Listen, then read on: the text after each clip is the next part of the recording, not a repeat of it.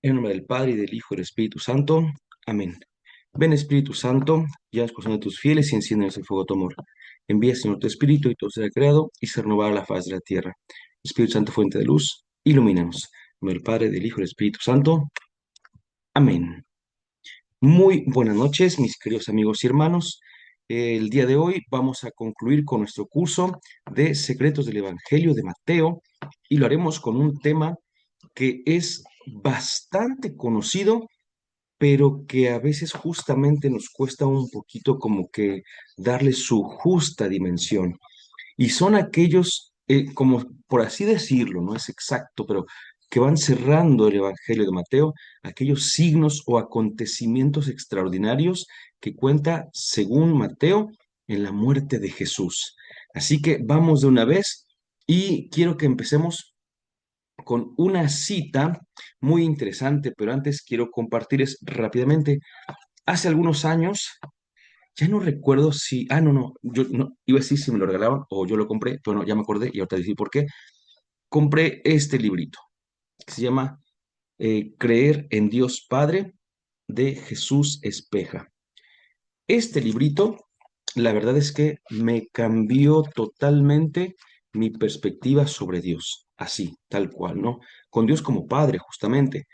Recuerdo que cuando lo leí no sé cuántas veces porque me maravillaba muchísimo. Hace poco, por cierto, bueno, relativamente poco, tener unos 2 años más o menos, relativamente poco, porque el libro lo conozco de hace como unos 15 aproximadamente, 15 un poquito más. eh, y recuerdo que un amigo maestro me preguntaba, me decía, maestro, recomiéndeme 3 libros que a usted hayan marcado. Y no mencionó los otros, le comenté de 3, pero este fue el que le dije, en el ámbito de la teología, le digo, este libro. Y le mandé justamente la captura de la portadita para que lo tuviera, para que lo viera. Pero resulta que este libro no es el que yo compré, porque me gustaba mucho, mucho, mucho este libro, y alguna vez una persona me dijo que si, bueno, que igual que si le podía como recomendar uno, y le dije, es que tienes que leer este libro, debes leerlo, y se lo presté. Y pues nunca regresó, ¿verdad? Nunca regresó a mis manos, y entonces tuve que ver cómo conseguir otra vez, y en cuanto pude lo pedí otra vez, y aquí lo tengo. Entonces, ¿por qué hablo de este libro? Que quizá digan, bueno, ¿y qué tiene que ver con el tema? Bueno, pues es que el autor es Jesús Espeja, y de él vamos a hacer nuestra primera cita, que dice así. Es que es buenísima esta cita, ¿eh? Ningún historiador serio puede negar que Jesús sea un personaje histórico y que murió crucificado. Es decir, lo tenemos perfectamente claro, pero escuchen lo que viene a continuación. Pero un lector atento y crítico de los relatos evangélicos que refieren su crucifixión y muerte no puede menos de dudar acerca de la historicidad de las circunstancias que acompañaron a su muerte, de la historicidad, pues cada evangelista las cuenta a su modo y manera, habiendo notables diferencias de un evangelio a otro, o de uno a otro evangelio. Eso que dice Jesús Espeja, que no nada más porque es alguien que yo admiro, sino que quiero que vean así, pues rápidamente ni siquiera su currículum, sino simplemente una parte de sus estudios. Licenciado en Teología por la Universidad de Granada y en Ciencias Bíblicas por el Pontificio Instituto Bíblico de Roma, ahí faltó la N.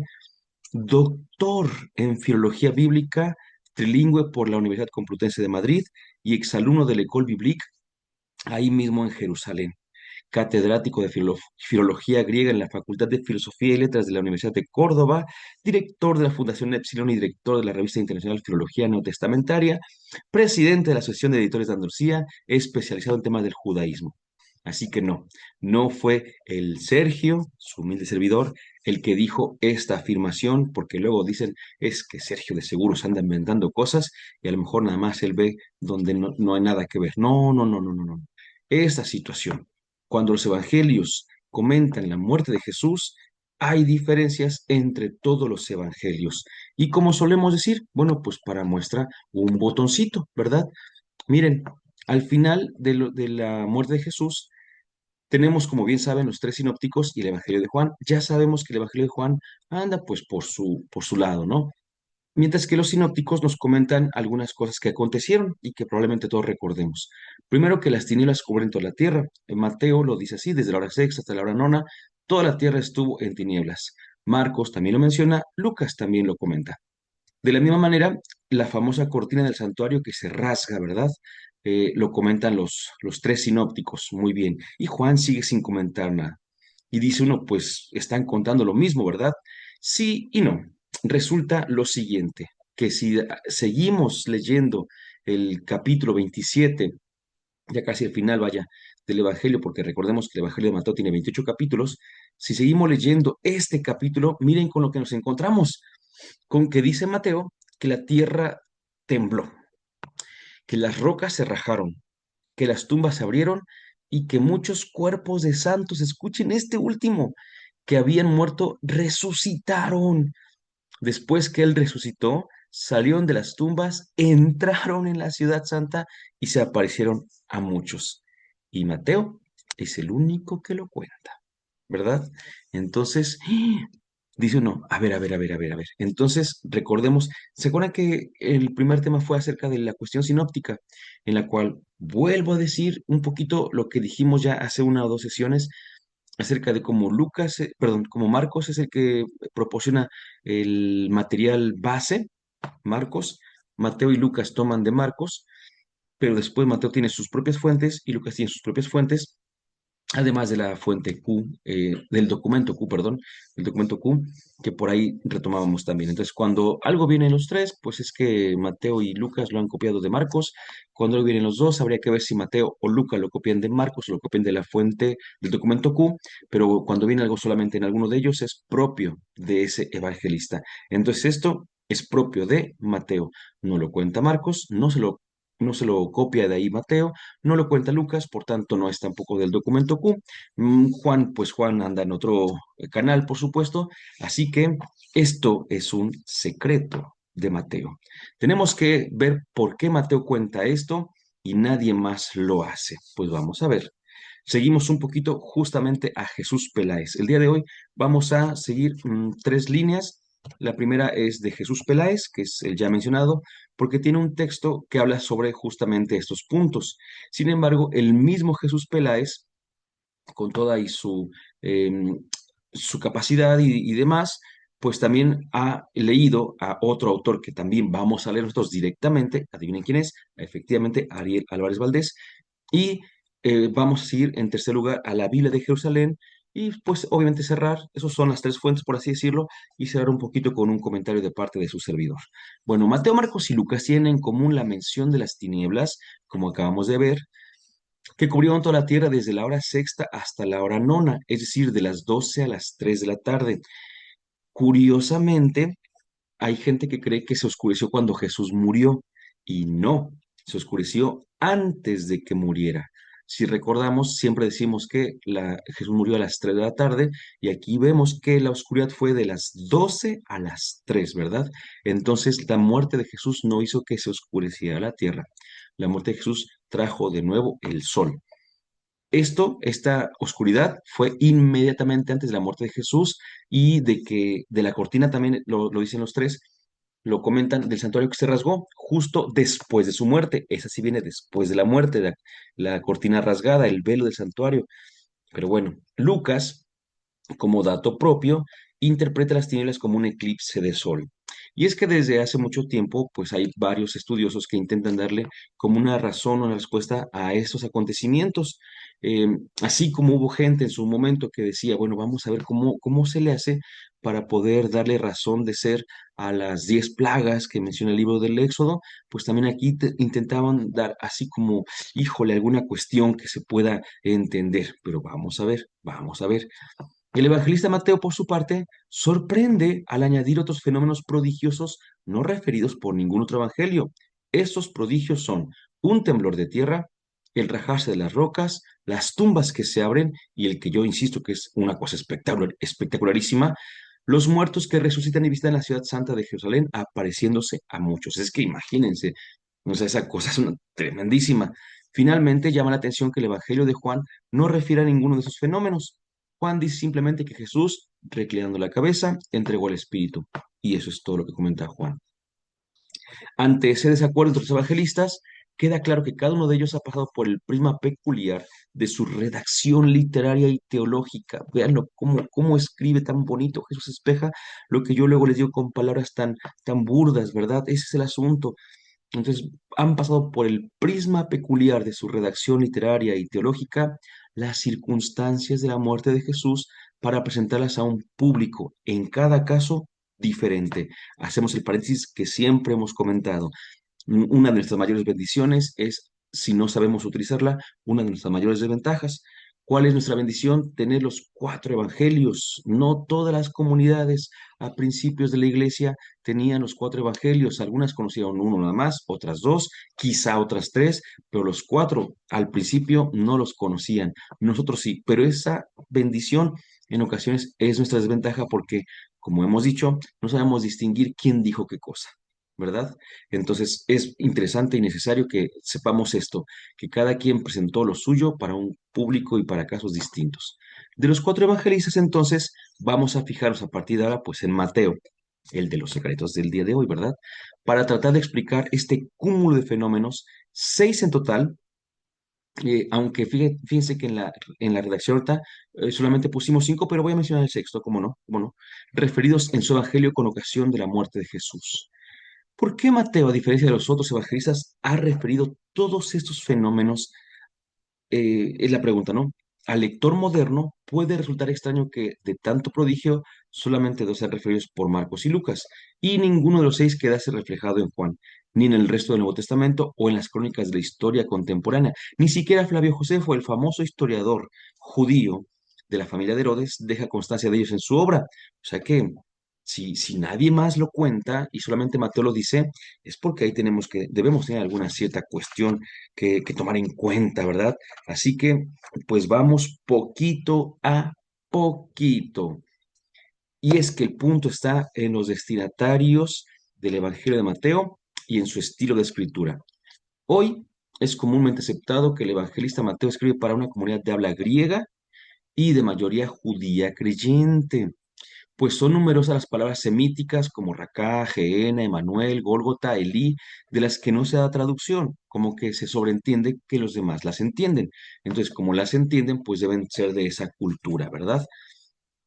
Eh, Mateo utiliza a veces expresiones semíticas como carne y sangre, expresión semejante a la nuestra como de carne y hueso, o reino de los cielos por reino de Dios, cosa que los judíos decían. Cuando vimos el Padre Nuestro, si recuerdan, decíamos que esa expresión de reino de los cielos era justamente judía, de esa mentalidad judía, ¿no? Igualmente, la frecuente alusión a costumbres judías sin la explicación consiguiente hace suponer que los destinatarios del Evangelio estaban familiarizados con ellas.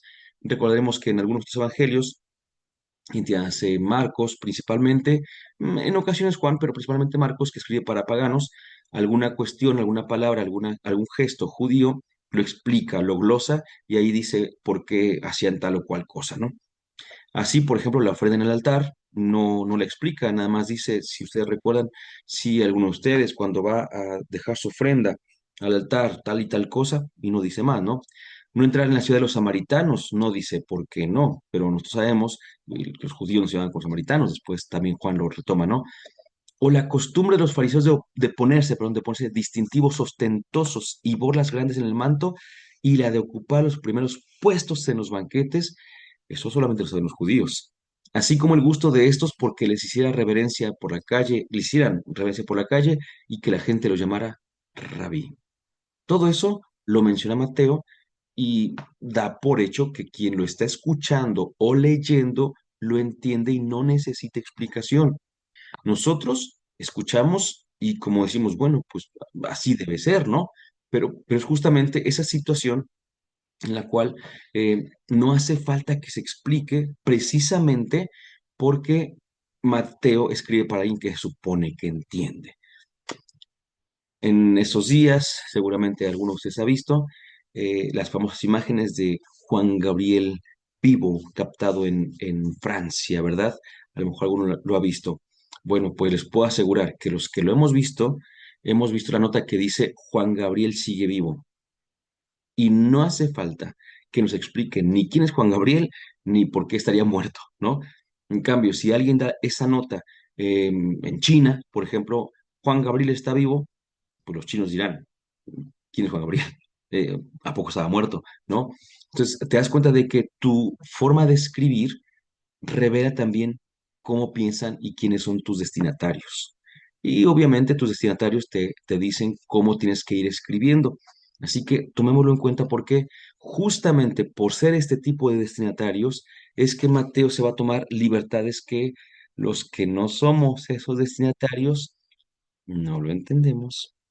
Y como no lo entendemos, lo malinterpretamos o nos lo aprendemos o lo repetimos de una manera que no es la más agraciada. El público o destinatarios para los que escribe Mateo, su evangelio, está compuesto, por tanto, de cristianos en gran parte judíos, conocedores de las tradiciones, historia y textos sagrados de Israel. Ahí había una nota. Por lo demás, este evangelio refleja una fuerte controversia con círculos judíos hostiles, o sea que ya andaban así como que peleándose un poquito, y eso es importante para uno de los signos de los 6 que vamos a comentar. Para saber, por tanto, qué idea, perdón, o ideas quiere transmitir Mateo al referir tanto fenómeno extraordinario con ocasión de la muerte de Jesús, se debe comenzar indagando si estas frases del relato de la pasión se encuentran en algún libro del Antiguo Testamento. ¿Y por qué el Antiguo Testamento? Porque cuando se escribió Mateo no había Nuevo Testamento, no había Biblia cristiana todavía, y porque Mateo a final de cuentas recurre a los textos que los judíos conocían, los del Antiguo Testamento. O, en su defecto, si lo referido alude a alguna institución, costumbre, objeto o lugar sagrados judíos. Es decir, que aunque no venga en el Antiguo Testamento, sea conocido por los destinatarios de este Evangelio. ¿Sí? Algunas costumbres, insisto, no vienen en la Biblia, pero en textos extrabíblicos, en narraciones orales, iba transmitiendo que eso estaba prohibido, que eso estaba permitido y demás. Las dificultades de interpretación, como siempre, ¿verdad?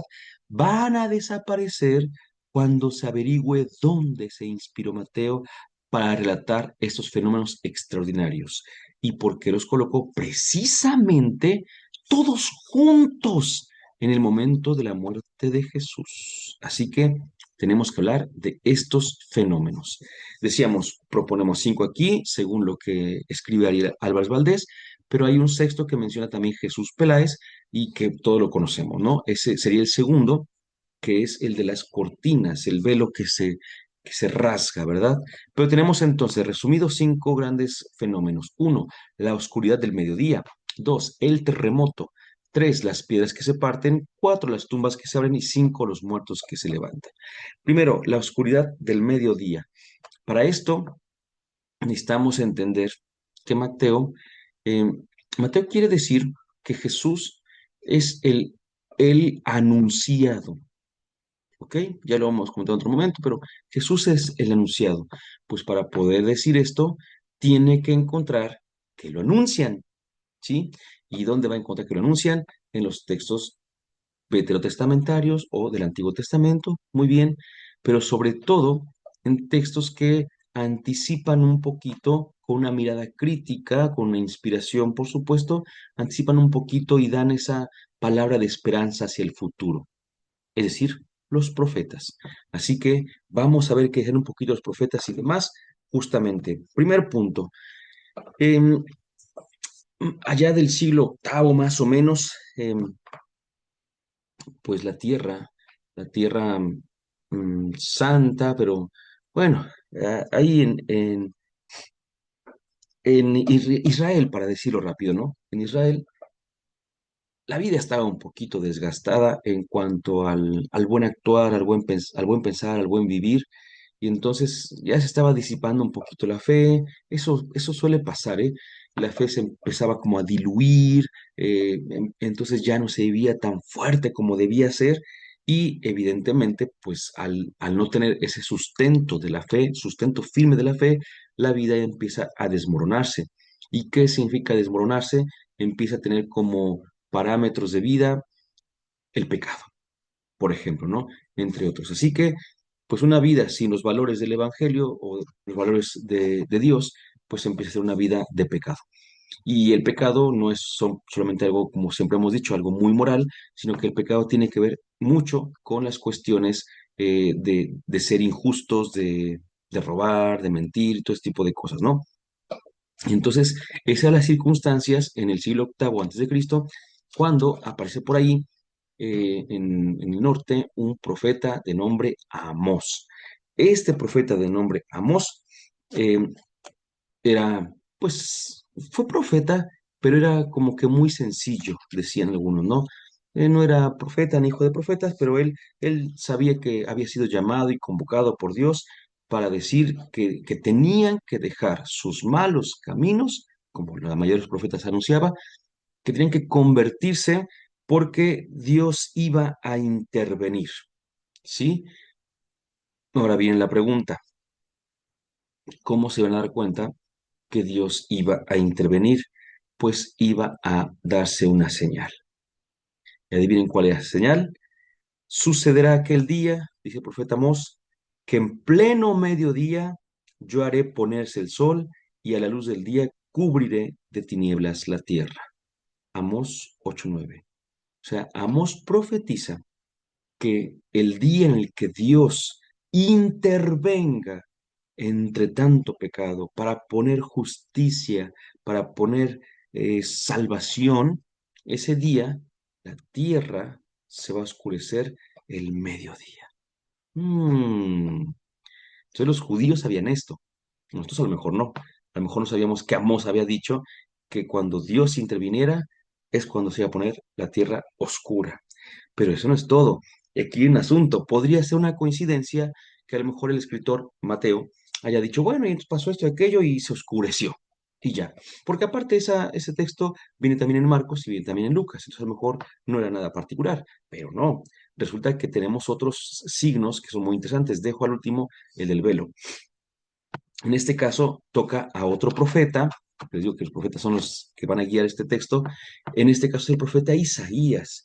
Isaías, pues también le tocó bueno, le tocaron muchos momentos porque el libro del profeta Isaías se divide, pero el primer Isaías, ese primer Isaías, el que llamamos Proto Isaías, el de los capítulos 1 al 39 del libro que lleva su nombre, él también decía, estoy viendo mucha depravación, se está viendo mucha injusticia, se está viendo todo muy mal, entonces necesitan cambiar, porque Dios va a intervenir en lo que después llamaremos el día de Yahvé.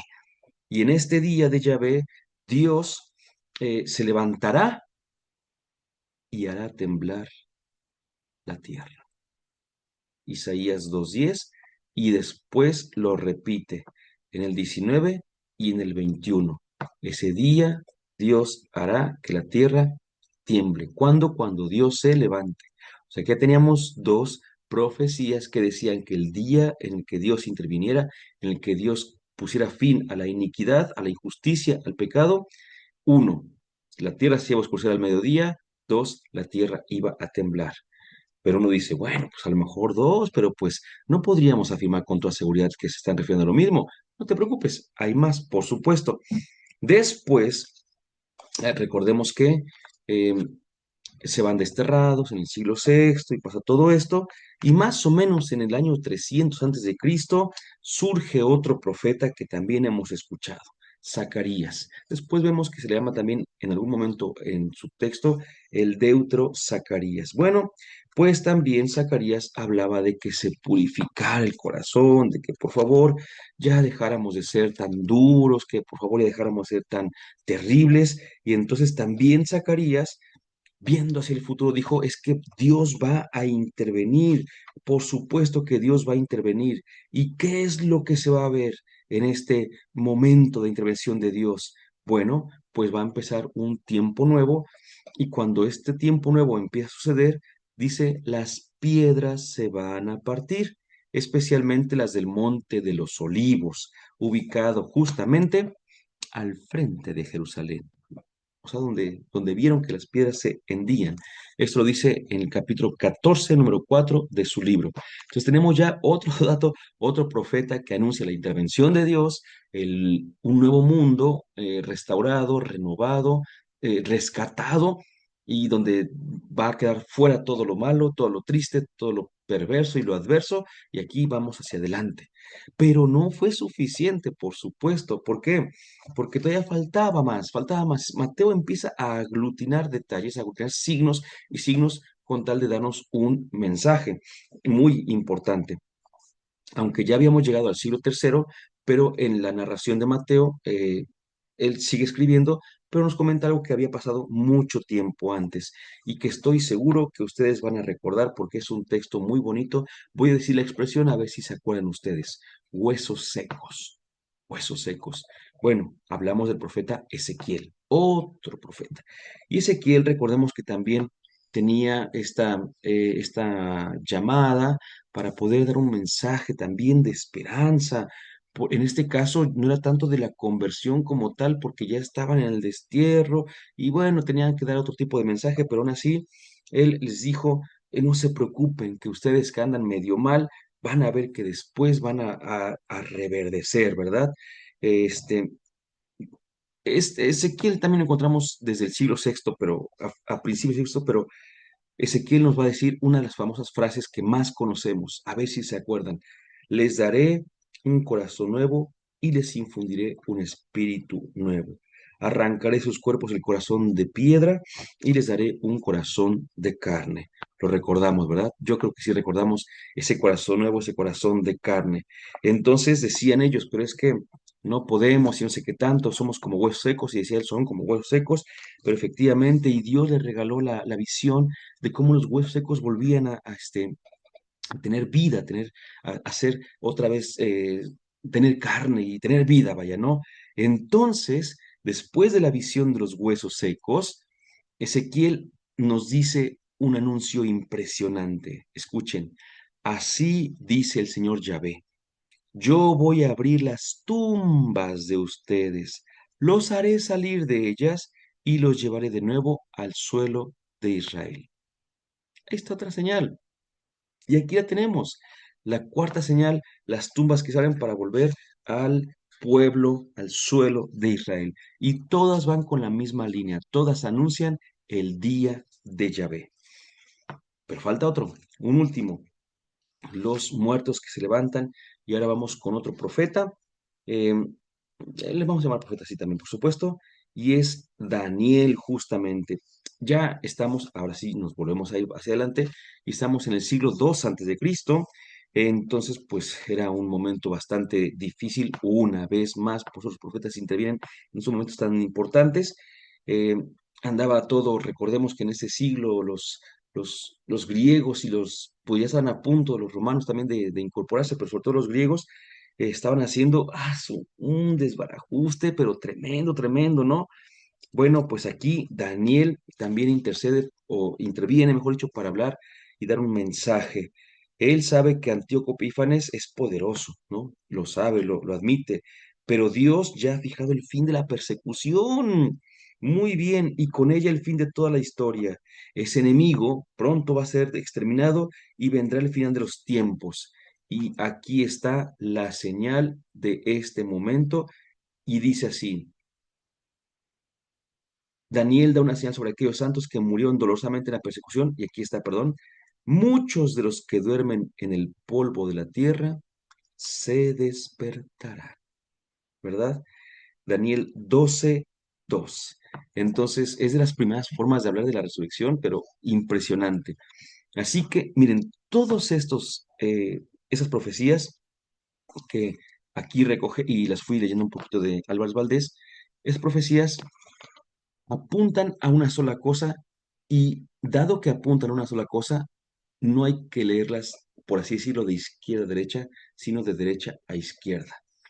Y creo que una frase nos ayudará en este momento de un curso que dimos hace unos 2 años, creo, 3 años, en donde hablábamos de la tumba vacía y hacíamos una afirmación, dijimos, nosotros no predicamos que Cristo está vivo por porque la tumba está vacía. Predicamos que la tumba está vacía porque Cristo está vivo. Entonces debemos tomar eso en cuenta porque aquí viene el punto importante. Nosotros no creemos que es el día de Yahvé porque la tierra se oscureció, porque la tierra tembló, porque las piedras se partieron, porque las tumbas se abrieron y porque los muertos se levantaron y entraron a la ciudad santa. No, nosotros creemos que la oscuridad del mediodía se dio, que el terremoto sucedió, que las piedras se partieron, creemos que las tumbas se abrieron, creemos que los muertos se levantaron, porque Jesús es el día de Yahvé. ¿Sí? La muerte de Jesús es el mensaje de Mateo. La muerte de Jesús es justamente lo que hace, es la intervención de Dios. En ese sentido, entonces tenemos nosotros que decir y apoyarnos en todo lo que podamos y queramos, por así decirlo, para poder afirmar que Jesús es la intervención de Dios en nuestras vidas. Mateo, pues Mateo era judío, escribía para judíos y ¿cómo les iba a decir que era el día de Yahvé? Pues con profecías que ellos conocían perfectamente bien. Aquellos de nosotros que no las conocíamos, nos quedamos con la idea de que definitivamente había habido un terremoto, de que las tumbas, perdón, las piezas habían partido, de que las tumbas se habían abierto, de que había habido muertos que se levantaban, lo cual, repito, en sí mismo sería una cosa tremendísima porque pensábamos que así lo estaba contando Mateo, y no, Mateo dijo, recuerden que aquí Dios está interviniendo con Jesús. ¿Y cómo te lo digo? ¿Cómo a ti que eres judío, cómo te lo hago saber? Pues te voy a dar estas notas. Voy a leer de la Biblia de Jerusalén lo que dice justamente al pie. La nota al pie dice lo siguiente, por ejemplo, que las tinieblas podríamos ver primero Amós 8, 9 y 10, por supuesto que ya la vimos aquí, y Éxodo 10, 22, y fíjense, dice, estas tinieblas representan probablemente el juicio de Dios que se extiende desde la cruz por toda la tierra o por todo el país. Una visión un poquito más curiosa, ¿no? Y luego dice acá, eh, vamos a ver, estas manifestaciones extraordinarias, entiéndase las que acabamos de leer, como también las tinieblas del versículo 45, aquí ya lo va a retomar, estaban anunciadas por los profetas como señales características del día de Yahvé. ¿Qué significa? Lo que acabamos de decir, que todo esto lo que hace es darle un remache a la idea de que todo nos indica que con la muerte de Jesús y su resurrección, se está cumpliendo la intervención de Dios en la historia y por tanto se está cumpliendo la salvación. Dejamos al final lo que vendría siendo el sexto signo, que por cierto es el signo que también se comparte con Marcos y Lucas. Y voy a hacerlo muy sencillo porque creo que merece nuestro curso un final que sea sencillo y al mismo tiempo que nos recuerde todo lo que hemos dicho. Mateo tendría secretos en el sentido propio de la palabra que lo usamos usualmente, no, en ese sentido no. Pero Mateo sí tiene un lenguaje que puede ocultar al lector común un mensaje que es muy interesante. Y ese mensaje podemos encontrarlo muy bien en este signo del velo rasgado. A mí me gusta decir que si la escritura comenta que todos estaban allá participando de la crucifixión de Jesús y de los otros, junto con él crucificados, primero, ¿quién iba a estar allá en el templo, no? Y segundo, ¿cómo iban a saber? Porque no estaba tan cerca, por así decirlo, estaban en la zona, pero estaban tan cerca, que en el momento justo, exacto, en el que Jesús murió, el velo del templo se rasgó. Entonces, ¿cómo iban a ver? Oh, ya acaba de morir, mira, se acaba de rasgar. No, creo que podemos entender que también es un signo. Y creo, y me ha gustado mucho esta interpretación que ahora comparto con ustedes, y es la dirección del rasgamiento del velo, porque se tiene que recordar que el velo se rasga de arriba abajo. Y la mentalidad de aquellos días donde el hombre está en una región media o baja y Dios está en una región alta, decir que el velo se rasga de arriba abajo, es decir, que quien tiene la iniciativa de rasgarlo es Dios, no el hombre. Si el hombre fuera quien lo rasgase, entonces se empezaría a rasgar desde abajo y lo haríamos así, viendo hacia arriba. Pero es Dios el que lo ha rasgado, es Dios el que lo ha roto. Y dentro de las posibles explicaciones, una es muy interesante y es que se acaba el culto de la ley mosaica, el culto mosaico, en donde se tenía que vivir de una manera la relación con Dios. Pero más aún, recordar que con ese velo rasgado ya no hay nada que impida el acceso al Santo de los Santos. Ya no hay nada porque todo lo que nos lo impedía, que lo voy a decir ahora sí, no estoy diciendo que los judíos sí lo piensen, pero yo lo digo así de momento para que entendamos, lo que más nos impedía justamente entrar en la presencia de Dios era nuestro pecado y toda la consecuencia del mismo. Recordemos que por eso fuimos expulsados en esa frase, en esa expresión de la presencia de Dios. Pero ahora Jesús, con su muerte y resurrección, ha venido a perdonar todos sus pecados, a quitarnos justamente este velo para que podamos también, con su muerte y resurrección, entrar en la presencia de Dios. Yo creo que no hay más secreto que este. Somos capaces de entrar donde está nuestro Padre Dios. Antes pensábamos que solo entraban allí los que eran santos. Hoy sabemos que entramos nosotros para que Él nos haga santos.